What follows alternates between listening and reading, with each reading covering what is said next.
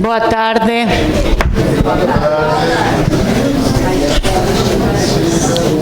Tudo bem dentro das condições presentes? A semana passada, e está no site também, a gente explicou que a gente precisa começar no horário, porque às 7 da tarde tem uma outra atividade neste mesmo salão. Então, precisamos começar no horário para poder terminar no horário. E se terminamos 10 minutos antes, também vão nos agradecer. Então, vamos dar começo à segunda aula de nosso curso livre, o golpe de 2016 e a educação no Brasil. Como todos sabem, a primeira aula foi oferecida pelo professor Dermeval Saviani na quinta passada, com o tema A Crise Política no Brasil e o golpe e o papel da educação na resistência e na transformação. Nós temos essa palestra online, quem quiser voltar a assistir vale a pena, além da bibliografia que o professor citou na palestra na quinta passada. O professor nos mostrou claramente a farsa montada para acabar com projetos democráticos e progressistas que estavam sendo construídos no país com muito esforço. Nos últimos dias, vemos o sofrimento dos professores de São Paulo e, o que é mais indignante ainda, a negação de todos os meios de comunicação que, se não fosse pelo Facebook ou por algum outro tipo de redes sociais, este sofrimento dos professores passaria desconhecido pela maioria da população. E mais uma notícia tivemos do desmonte que está sofrendo nossa escola pública, que é o governo anunciou que o 40% do ensino médio, do ensino no ensino médio, principalmente as opções formativas, poderão ser à distância.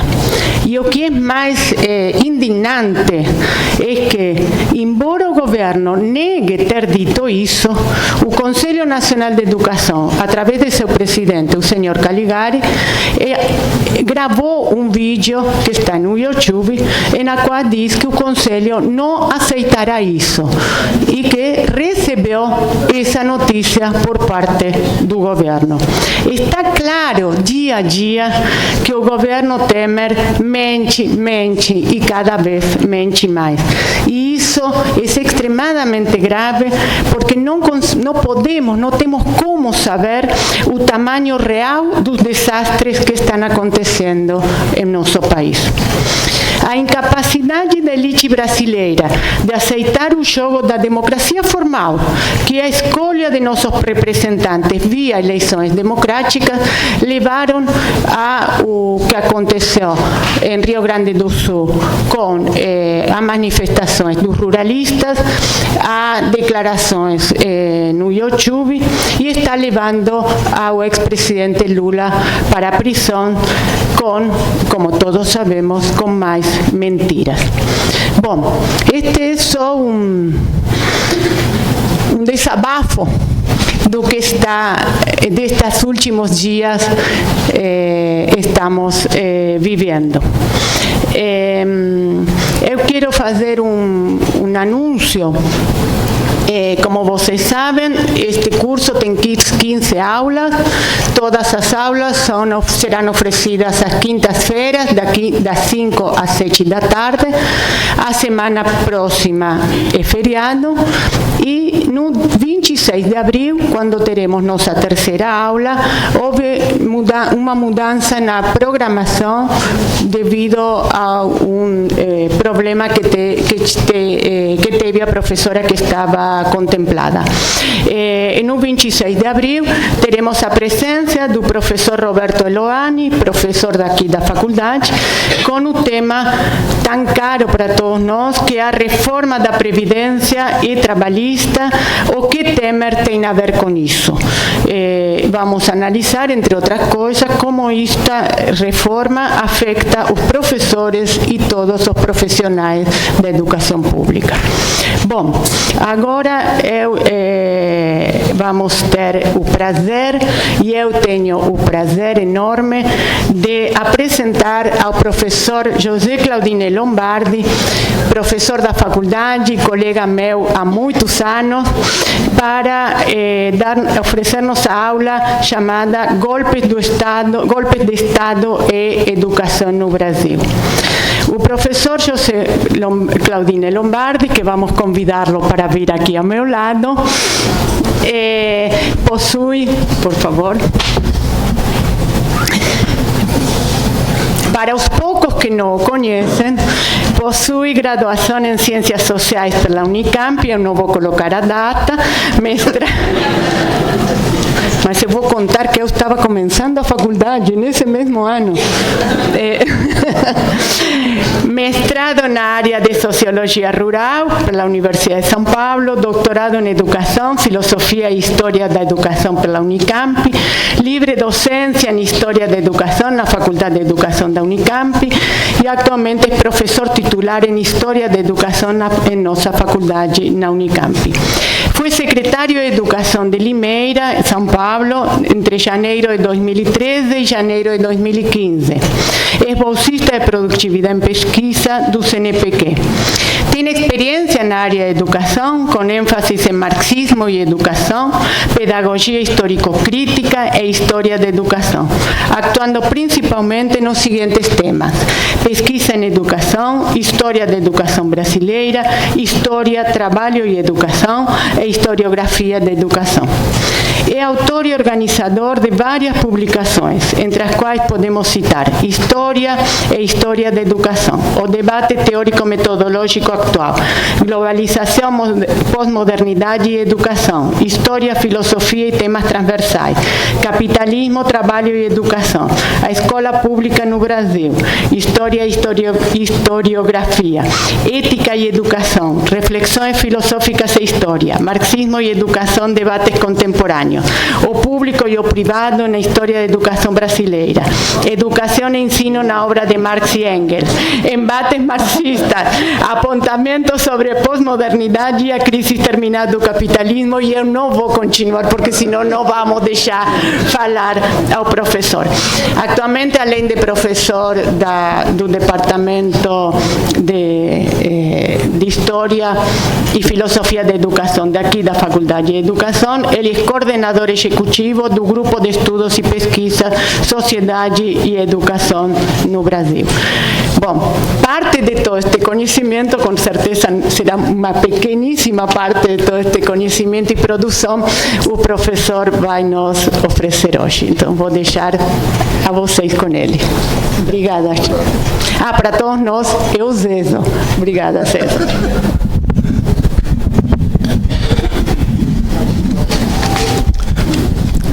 Boa tarde. Vocês estão muito mole, viu? Boa tarde, gente. Melhorou um pouco. Bem, a minha vontade seria de continuar com as observações já iniciadas. Coxinha.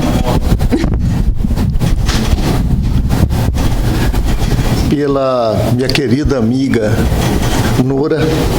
Ela, toda esnobenta, fala que desde que ela chegou no Brasil, ainda menina, ela me conhece. Né? Mas isso é retórica, né? É lógico que é retórica. Mas meu desejo seria de iniciar com o aprofundamento da discussão sobre o os acontecimentos que temos presenciado em termos conjunturais e que exigem uma análise mais profunda, né? Eu tenho buscado aglutinar o conjunto das mortes de lideranças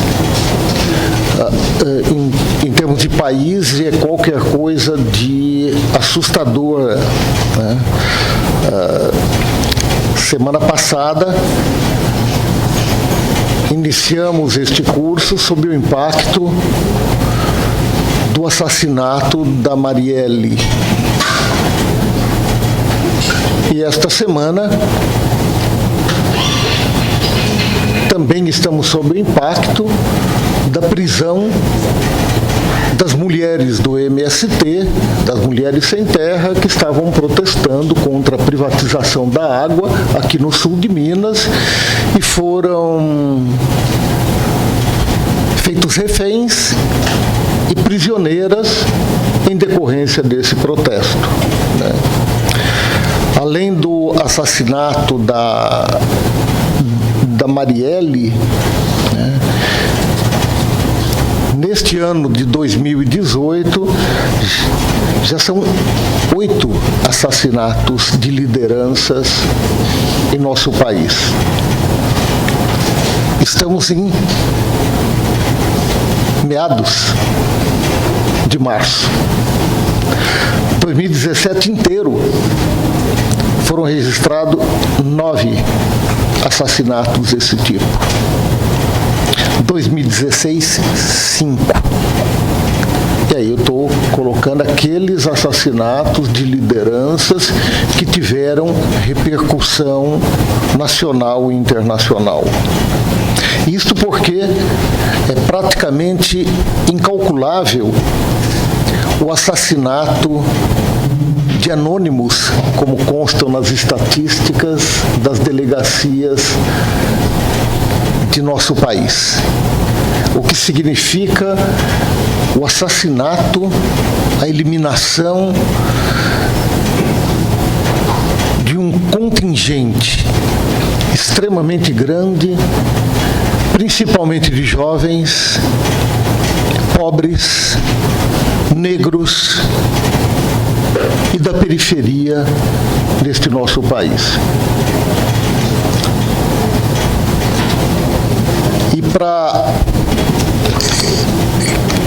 quem está bastante conectado ao que está acontecendo, tivemos a visualização da chocante cena de um militante, de um manifestante pró-Lula sendo chicoteado por um fazendeiro na manifestação ocorrida ontem. Coisa que só é comparável ao uso da chibata como instrumento coercitivo de escravos, notadamente de escravos fugitivos, durante o longo período da tenebrosa escravização realizada sob os auspícios do capitalismo no nosso país. Então, gostaria muito de estar aprofundando essa conversa sobre o que está acontecendo dia a dia no nosso país, mas creio que é importante aprofundarmos nossas análises, aprofundarmos nossos instrumentos teóricos de entendimento da realidade que se realiza em nosso país historicamente e que nos afeta contemporaneamente. Daí o tema golpes de Estado e educação no Brasil.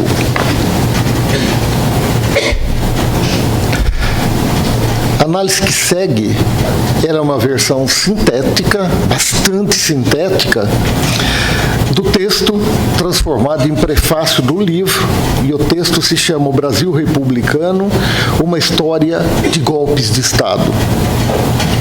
escrito por mim, juntamente com o Marcos Roberto Lima, o Marcão, né? E que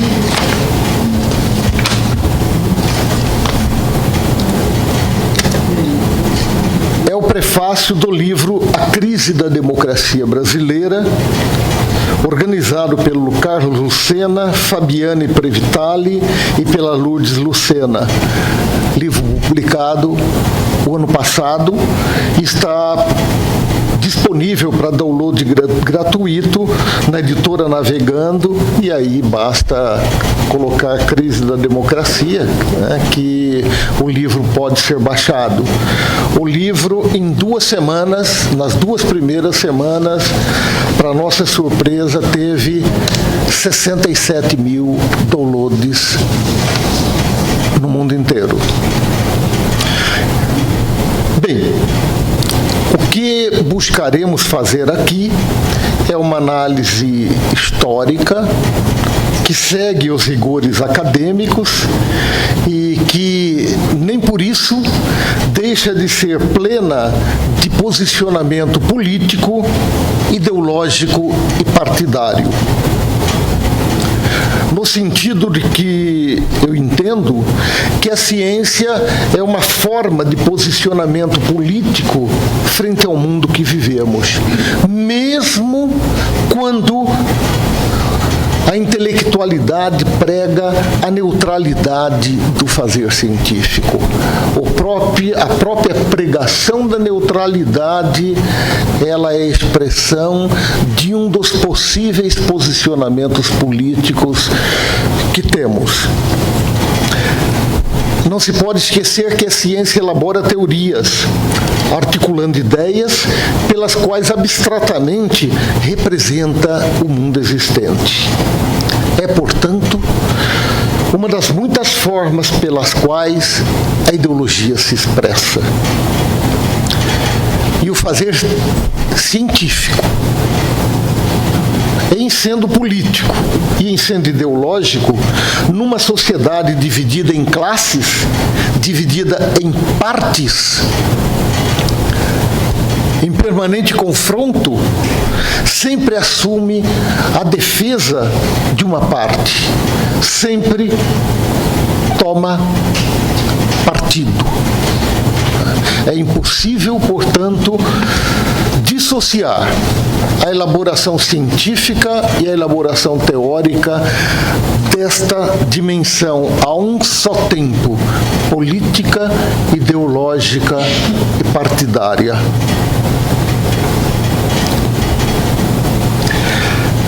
Para ter um fio condutor nesta breve aula, que espero não me alongar muito, já está na hora apontando para o relógio, eu vou tentar dividir esta minha fala em 4 partes articuladas. A primeira, tecer algumas notas teóricas. Na segunda, colocar um pouco sobre o golpismo de Estado no Brasil. Terceiro, focar um pouco o golpe de 2016.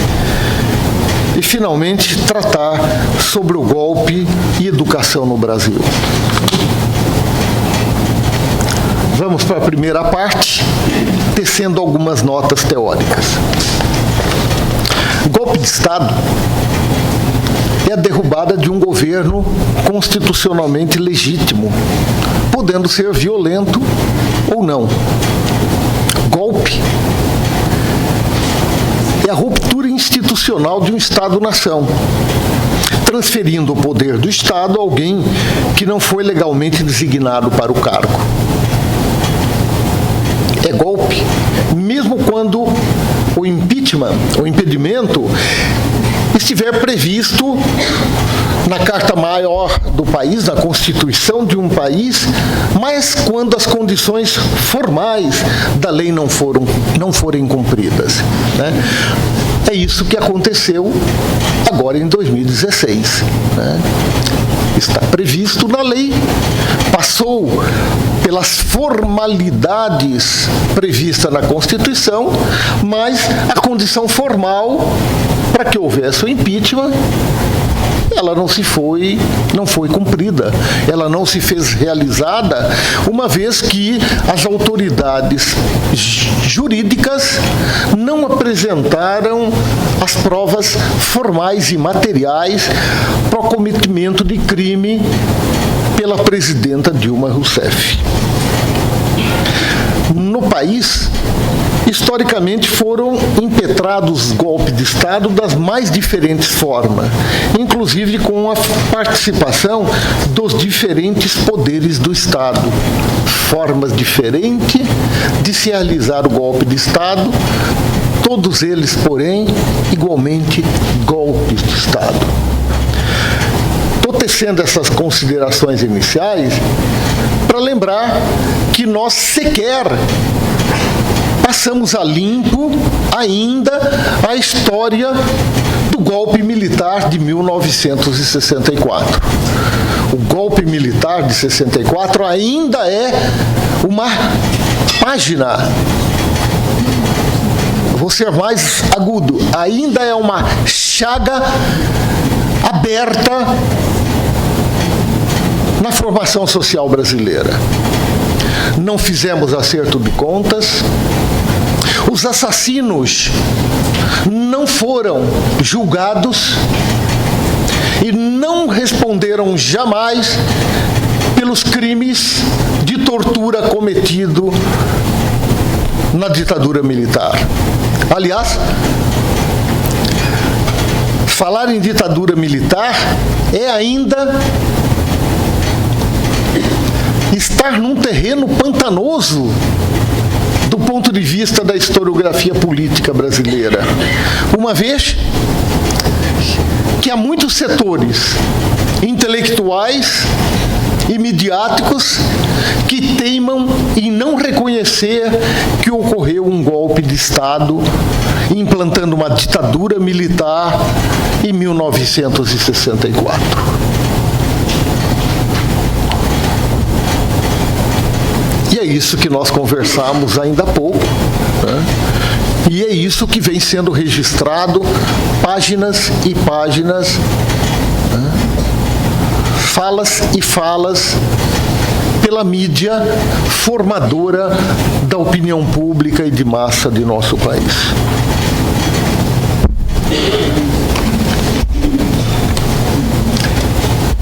Vou aprofundar um pouco mais essa discussão teórica, afirmando que golpe de Estado, isto é, a tomada do poder de Estado, é sempre expressão de uma solução conservadora e ou revolucionária para a luta de classes. Ela é conservadora quando a burguesia não mais consegue instrumentalizar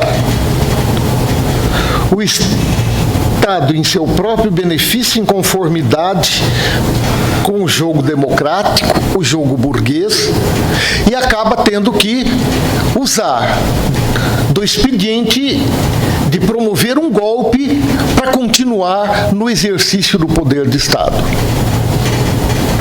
Vimos isso em vários momentos da história do nosso país e estamos vendo isto neste momento.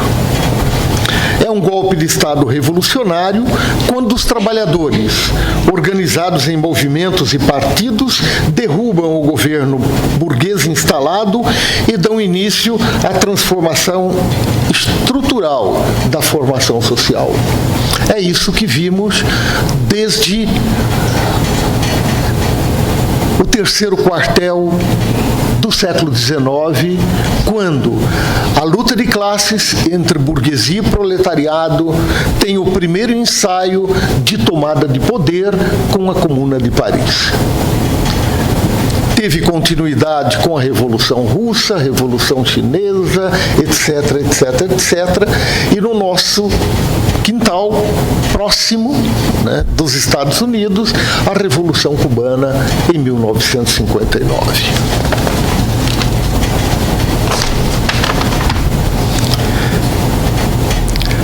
de vista do Brasil,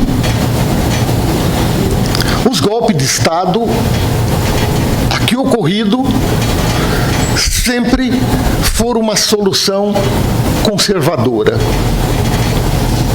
Sendo mais exato, o golpe de Estado que tem ocorrido em nosso país é um modus operandi das elites dominantes para a recomposição de seu poder de Estado.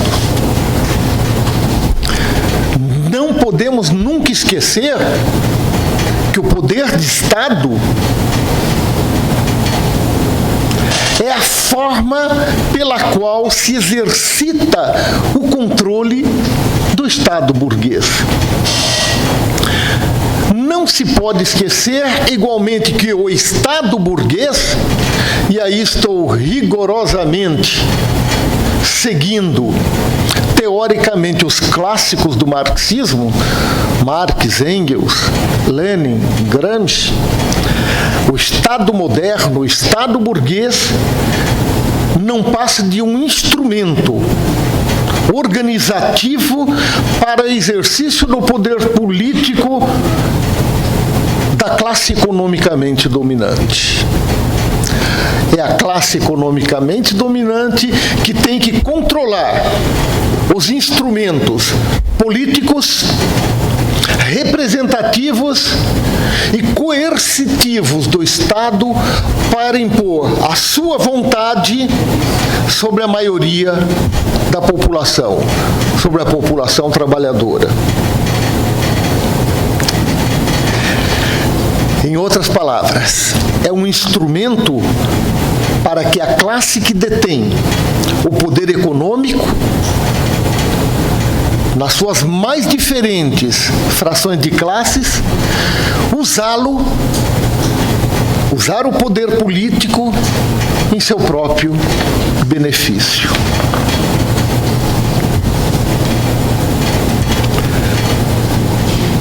Teoricamente, o Estado democrático de direito, que foi sendo formatado pela burguesia desde a Revolução Francesa, desde a produção característica do Estado moderno burguês, ele prevê e estabelece formas e procedimentos para a destituição ou impedimento de seus mandatários ou de qualquer membro de qualquer dos poderes de Estado. Inclusive, prevê as formas e procedimentos para alterar a forma, o regime e o sistema do próprio Estado. Mas nem sempre. Entretanto, este é o caminho adotado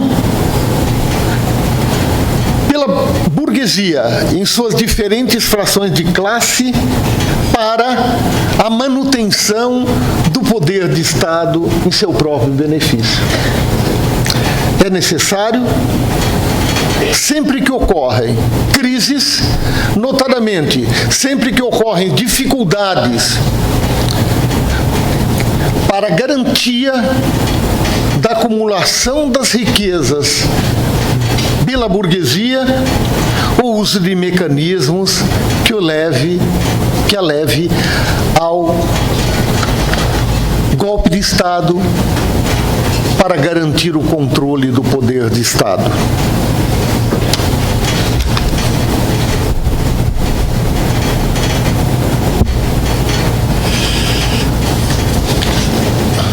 Opa!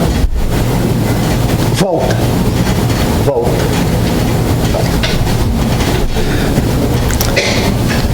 Bem, e aí, feitas essas breves observações de caráter mais teórico, pela qual desvelo para vocês, coloco para vocês de onde eu falo na análise sobre o Estado e sobre o golpe de Estado, né, que entramos na discussão sobre o golpismo de Estado no Brasil.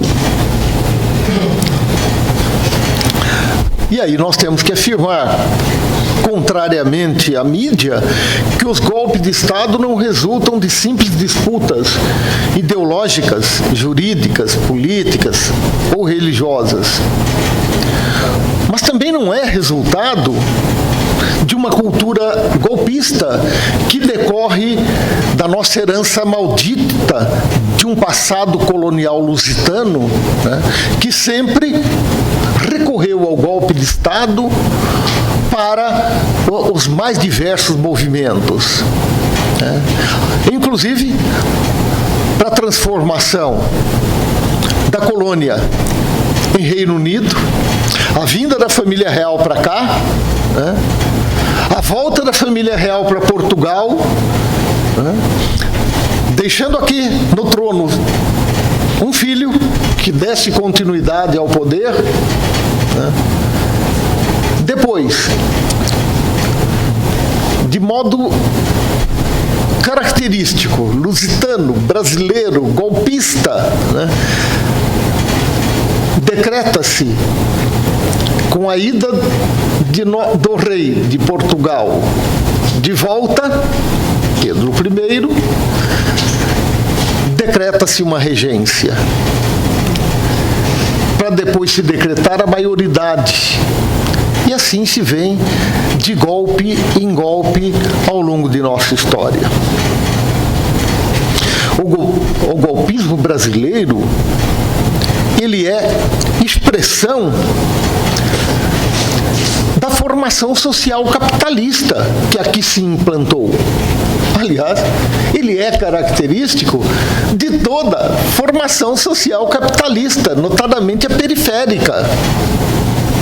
Ele tem uma base material, econômica, e no plano social e político expressa a luta entre as mais diferentes classes e frações de classes, cada qual característica de um momento histórico de nossa história. O golpismo, nesta terra brasilis, ele ocorreu ao longo de toda a nossa história colonial, imperial e caracteristicamente enquanto um golpe de Estado da República Burguesa ao longo de nosso período republicano. Neste período é quando as frações de classe dominantes, buscando garantir o seu exercício do poder de Estado para se apropriar e expropriar a riqueza socialmente produzida, isto é, para extrair a mais-valia dos trabalhadores sobre a forma de renda, de lucro e de juros, sempre garantiu o controle do poder da máquina de Estado. Para isso que o Estado foi criado e se transformou conforme as necessidades históricas da classe dominante, mudando o ordenamento jurídico constitucional e os necessários aparelhos para o exercício do poder, inclusive e principalmente se utilizando das forças e aparelhos repressivos em seu próprio benefício. Uso aqui a categoria golpe de Estado, como foi definida por Florestan Fernandes, como um ciclo permanente de contra-revoluções preventivas, aspecto fundante do processo conservador da modernização periférica brasileira.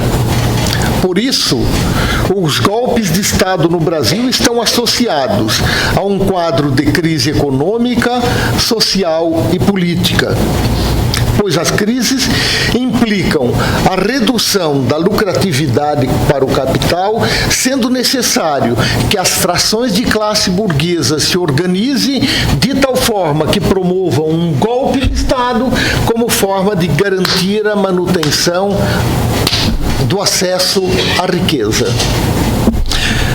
Se a crise se consorcia com avanços democráticos, por mais tímidos que sejam, um golpe de Estado é arquitetado.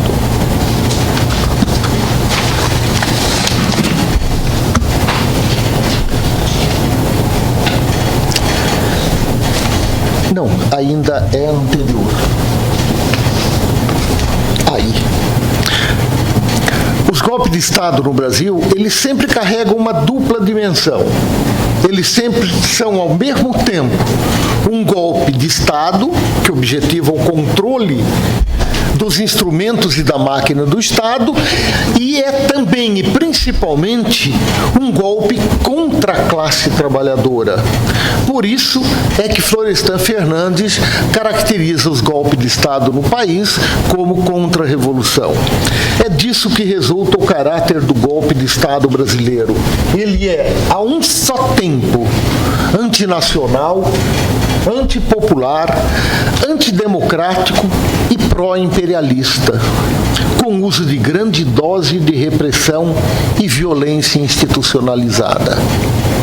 Foi assim em 1889, foi assim em 1930, foi assim em 45, foi assim em 54, foi assim em 64, foi assim em 1985 e está sendo agora em 2016.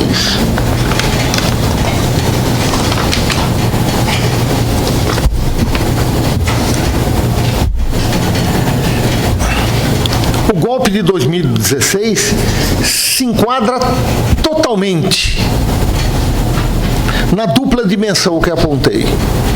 Ele é, ao mesmo tempo, um golpe de Estado e um golpe contra a classe trabalhadora.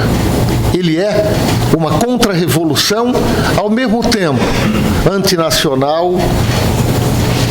É preciso explicar por que é antinacional? Pelo entreguismo de toda a nossa riqueza nacional? Que ele é antipopular, é preciso estar explicando que, ainda que possamos discordar na análise do governo Lula, ela teve avanços de caráter social, de distribuição de renda, de popularizar aspectos do poder. Isso foi suficiente para que se decrete um golpe com a característica antipopular, antidemocrática. É preciso explicar que está em jogo todo o processo democrático e de manipulação da máquina política eleitoral, com um jogo de alianças e contra-alianças, em que está inseguro, é absolutamente inseguro a realização da eleição de 2018. Alguém acredita no Papai Noel de que se a burguesia, as forças conservadoras nacionais não tiverem certeza e garantia de que serão vitoriosos num processo eleitoral este ano, que a eleição pura e simplesmente será cancelada? Todo o quadro para que isto se realize está configurado. Basta, por exemplo, ampliar a intervenção militar no Rio de Janeiro para o próprio poder no Rio de Janeiro e para outros estados. Pura e simplesmente estará sendo garantido o cancelamento do processo eleitoral. É preciso explicar por que o golpe de 2016 é pró-imperialista e se realizou sob orientação segura, clara, nítida e transparente dos Estados Unidos na política interna, novamente na política interna brasileira, e que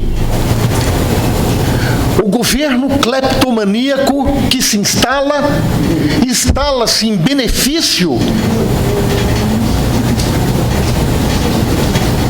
pró-imperialista,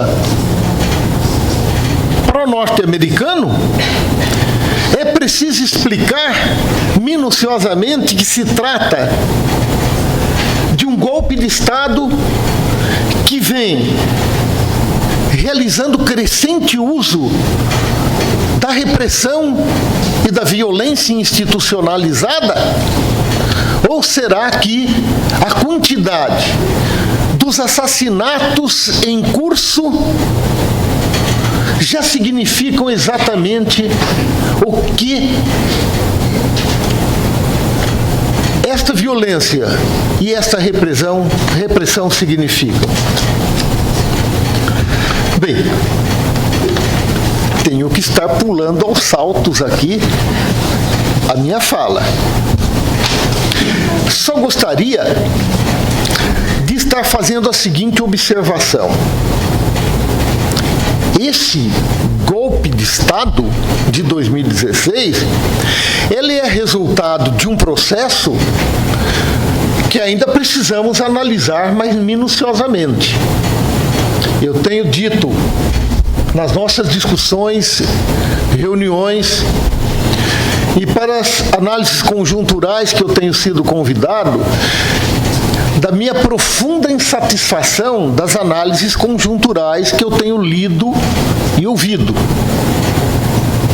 São ainda análises muito conjunturais, pelas quais, precária e provisoriamente, reconstituímos a base material, o embate das classes e frações de classe que estão em curso, o mapeamento das classes e frações de classe da formação social brasileira, que, penso eu, estamos longe de entender, notadamente face ao profundo processo de transformação da organização econômica e da implementação da tecnologia da informação e microeletrônica, colocando contingentes expressivos de trabalhadores na marginalidade, que não é mais no não emprego, no desemprego, é na marginalidade, porque não retornarão para o mercado de trabalho, né? Este golpe, ele é resultado nítido e claro do consorciamento da burguesia, notadamente da grande burguesia monopólica, dos grandes magnatas das finanças que possuem SIC e RG. Né? Se a gente quer saber quem são, basta a gente fazer a leitura das riquezas, das grandes riquezas, pela revista Forbes. Né? Da grande mídia, que atua como forjadora ideológica de caráter monolítico, porque ela é controlada monopolicamente, sendo também perfeitamente nominável quem controla esses grandes grupos de mídia. Por um judiciário controlado por uma elite togada, por uma elite que veste toga e que igualmente se mescla a grande mídia e a elite econômica, tendo também, por sua vez, SIC e RG sendo perfeitamente identificável. Aliás, a cúpula togada está reunida neste momento para decidir os destinos de Lula. Esse consorciamento é quem, neste momento, faz o papel de conservador do status quo e se ancora numa legislação suficientemente ambígua para toda e qualquer ação justificar. E, enfim, é ancorada por um legislativo francamente reacionário e, sabidamente, uma banca de negócios escusos formado por uma elite política em conluio com a elite econômica.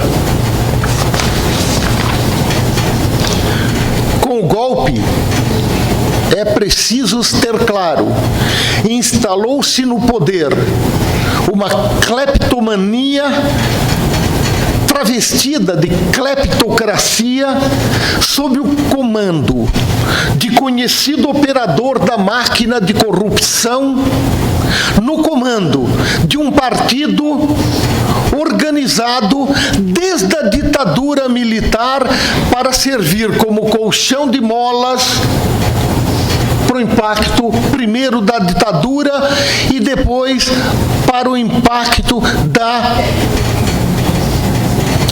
democratização lenta, gradual e consentida. Preciso falar o nome deste partido? Que tem crianças na sala. Só lembro o nome dele, aí sim. Curiosíssimo, né? Foi tão consentido o processo de transição, entre aspas, da ditadura militar para a nova república, que o governo que aqui se instala tem na cabeça, primeiro, um líder de um partido que lá em 1961 foi quem ocupou o posto de primeiro-ministro quando foi aplicado o primeiro golpe a Jango. Trata-se de Tancredo Neves. E ocupa o poder de Estado, nada mais, nada menos que o poder do partido da ditadura militar. Um coronel nordestino que tem por sobrenome Sarney. As decisões que têm sido adotadas desde que a cleptocracia se instala no poder não escamoteiam seu caráter. Ele é contra os trabalhadores, a população pobre, negra e periférica. Daí seu caráter antipopular. Ele é manipulador e desrespeitosa de processos democráticos e populares. O próprio processo de impeachment, todo ele voltou a caracterizar o Brasil para a mídia internacional como uma mera e simples república bananeira. Vocês se lembram das frases pronunciadas pelos nossos deputados e senadores? Ele é entreguista das riquezas nacionais. Está em negociação nesse momento em Brasília, pura e simplesmente, um dos elementos fundamentais à vida humana, que é a água. Objeto de interesse dos monopólios privados que querem, inclusive, ter o controle do maior aquífero de água potável do planeta. E ele é subserviente aos interesses norte-americanos. Nem preciso estar detalhando e explicando por quê.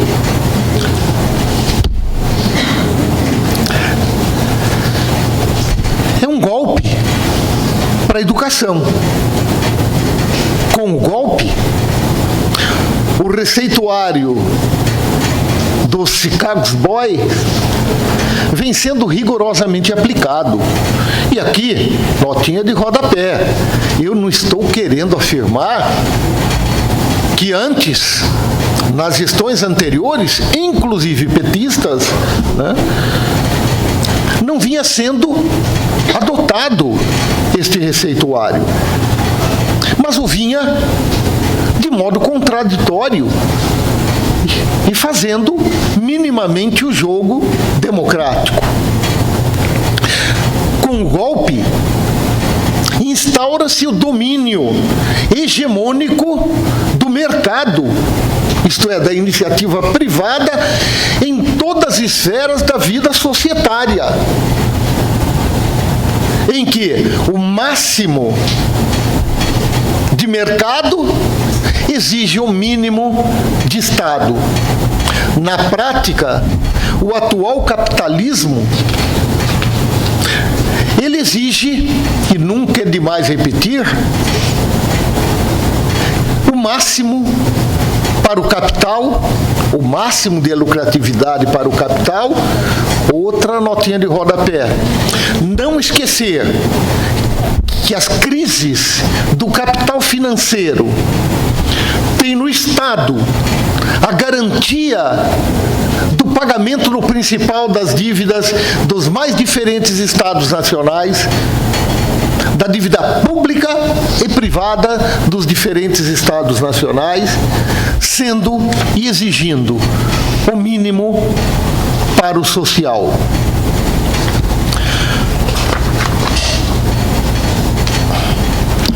Horrível tem sido esse golpe para a educação, trazendo um terrível impacto para toda a política social e particularmente para a educação, abrindo as porteiras para o pleno e exclusivo domínio do negócio educacional. Não que o negócio educacional ele não buscava sambarcar a educação nos seus mais diferentes aspectos, mas ainda conseguíamos lutar por uma educação pública, isto é, estatal, gratuita, laica e competente para a população brasileira, isto é, para os trabalhadores, porque quem frequenta a escola pública no nosso país não são os filhos da burguesia, são os filhos da massa trabalhadora e marginalizada. O objetivo do golpe estava traçado. Era aprofundar a transformação da educação de direito em serviço.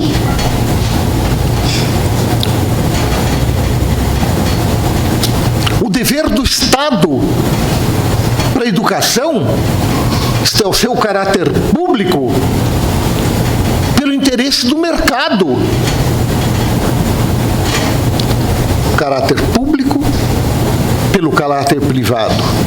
O educando e sua família não de copartícipes do processo de formação de crianças, jovens e adultos, mas em cliente do negócio educacional. E, enfim, o grande objetivo é de transformar a escola em locus de um negócio de altíssima lucratividade sob o controle de grandes monopólios que controlam a educação através do controle de ações. Portanto, sem nenhum interesse e preocupação com a educação. Para atingir os seus objetivos e premiar o mercado, o governo golpista, ilegítimo e creptocrático adotou medidas políticas e orçamentárias. Politicamente, reorganizou a pasta da educação, seus órgãos de aconselhamento, intervindo, inclusive, em organismos da sociedade civil. Atua no Ministério, atua no Conselho Nacional de Educação e no Fórum de Educação.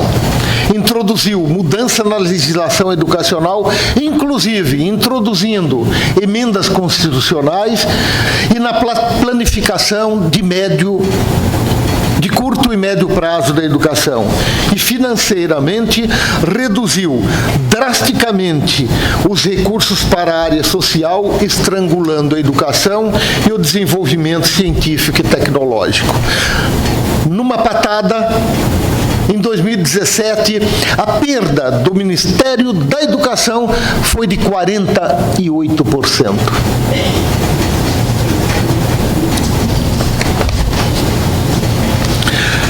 A pedra fundamental para isto foi a Emenda Constitucional 95, que é chamado de teto dos gastos. Para mim,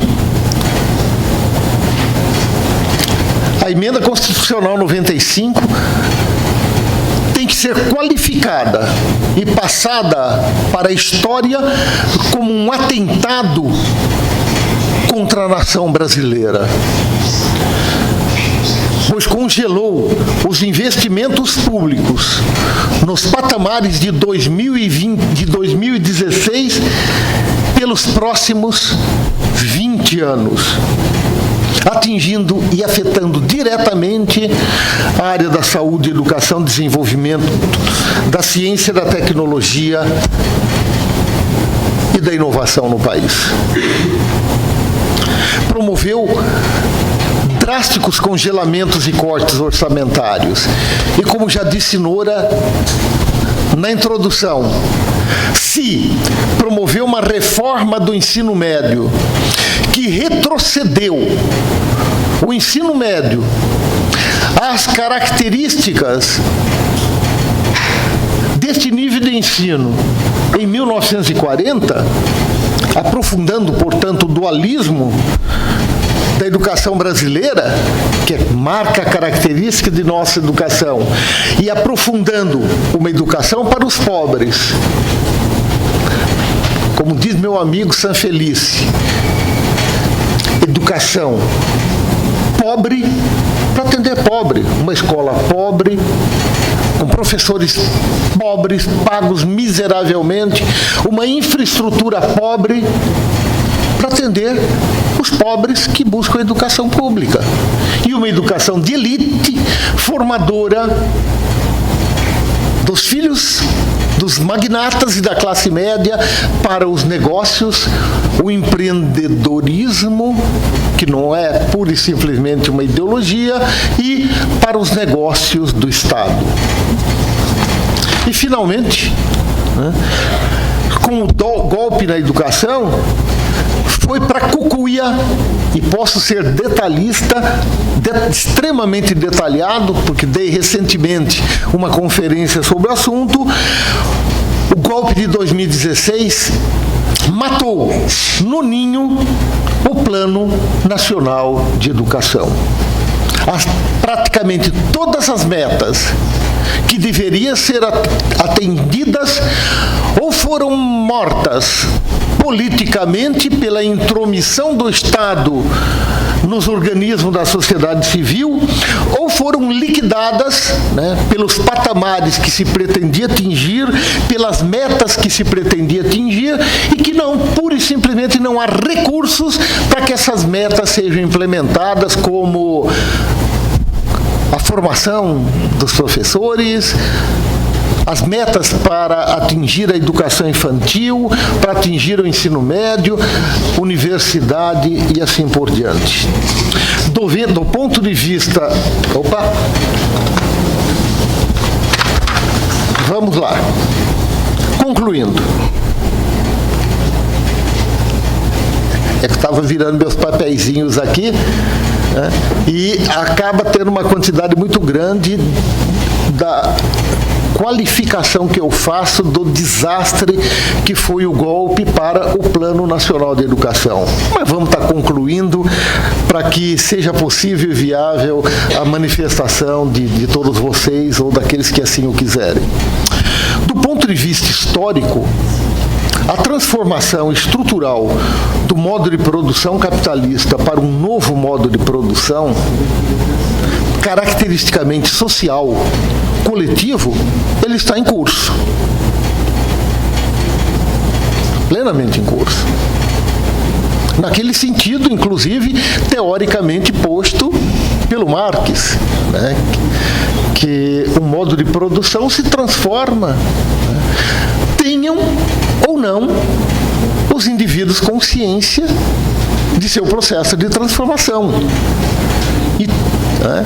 E também na direção que Marx aponta no final do livro primeiro do Capital, quando, entendendo logicamente a historicidade do processo histórico, vai estar colocando, olha, neste momento, no momento que ele estava escrevendo, o capitalismo já processa uma centralização colossal de capital, de meios de produção e de matérias-primas na mão de poucos. Na medida em que ele centraliza e monopoliza nas mãos de pouco, será muito mais fácil liquidar poucos burgueses do que muitos. Em que aceleradamente as forças produtivas colocadas em funcionamento pelo capital são impossíveis de serem tocadas e administradas por uma única força. O desenvolvimento do capital só se realiza de modo social, colocando uma ampla organização social para funcionar a máquina produtiva e em escala internacional. Quanto mais isso se aprofunda, mais vai chegando a hora dos sinos tocarem. A morte do velho modo de produção, ela é lenta, sofrida. E o novo modo de produção, que vai se gestando nas entranhas do velho modo de produção, ela é longa. Mas a transição, ela segue inexorável. Tem os indivíduos consciência disso ou não? Só para lembrar, a grande bandeira da burguesia como classe revolucionária e que marcou a passagem do velho modo de produção feudal para o novo modo de produção capitalista foi a Revolução Francesa. É ela quem marcou o controle do poder do Estado pela burguesia. Nunca podemos deixar de analisar que quando decorre a primeira grande crise do modo capitalista de produção, ainda por volta de 1870, 1870 e pico, exatamente neste momento, a luta de classe se acirra. Estou acabando, Nora. E quanto mais se acirra a luta de classes, mais a luta do proletariado na tomada revolucionária do poder, ele se processa. Vocês se lembram? 1870, instaura-se a primeira grande crise. Vocês se lembram quando é deflagrada a Comuna de Paris?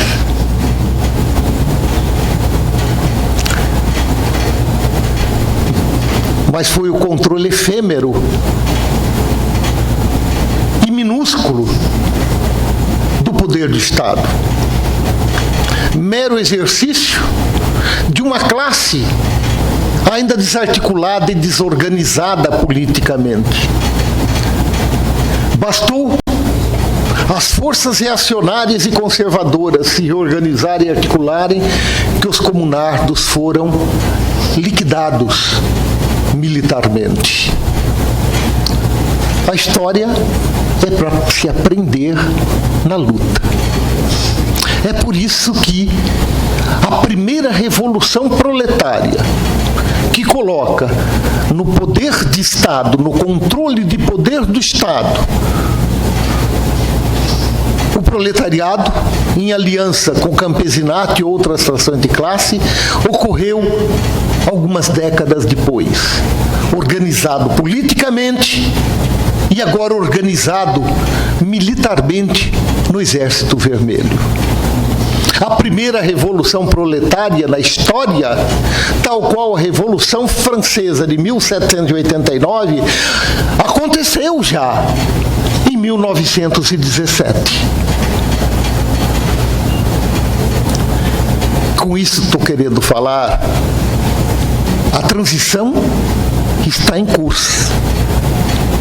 Por isso, com ela, a insígnia lavrada por Rosa Luxemburgo, socialismo, barbárie, a partir da Revolução Soviética. E quando mais se aprofunda, e quanto mais se aprofunda a crise do modo capitalista de produção, não é mais socialismo ou barbárie, é socialismo e barbárie. Se aprofunda o processo de socialização ao mesmo tempo da produção e das diversas máquinas e instrumentos do Estado, mas igualmente se aprofunda a barbárie.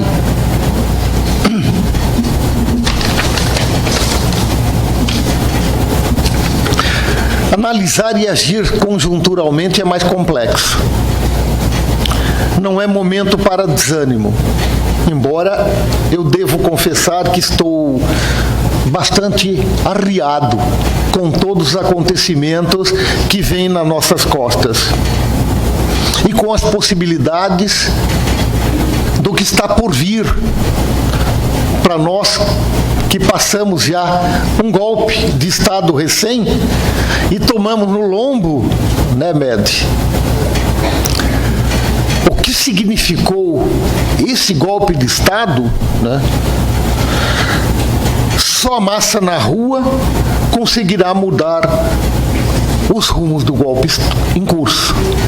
Se não, lamento dizer, ele irá se aprofundar, sem perder a utopia de vermos no horizonte que outra sociedade é possível ser construída e que é necessário a educação construir um novo homem para esta nova sociedade. Precisamos ter pé no chão, porque vários possíveis históricos estão abertos à nossa frente. É preciso estar preparado para o que há de vir. E o que há de vir? O que queremos? Aprofundamento do golpe? Uma saída democrática? Ou viabilizarmos o aprofundamento da luta revolucionária? O homem, o ser humano, socialmente, é demiurgo de sua própria história. Tá, obrigado.